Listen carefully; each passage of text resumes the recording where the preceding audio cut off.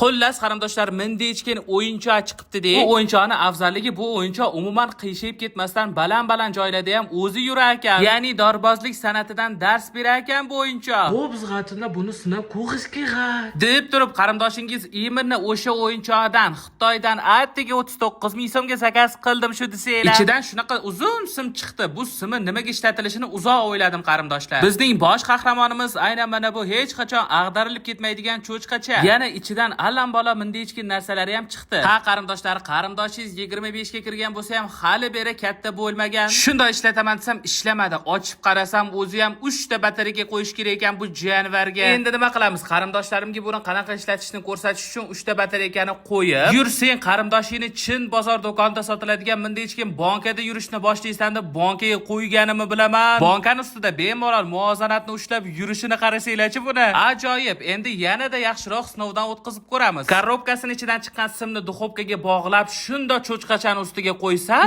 muvozanatni saqlab yurishini qarasanglarchi, men tushib ketadi deb juda ham qo'rqdim, lekin tushib ketmasdan muvozanatni saqlab shunaqa yuribdi-ya. Menimcha bu cho'chqacha juda ko'plab bolajonlarning joni diliga aylanadigan o'yinchoq bo'ladi. Xullas qarindoshlar, shu va shunga o'xshagan o'yinchoqlarni to'g'ridan-to'g'ri Xitoydan ancha-muncha arzon narxga zakaz qilishni o'rganmoqchi bo'lsangiz, Profilim shapkasidagi aynan mana shu link orqali sizni 2 kunlik bepul darslik kutmoqda.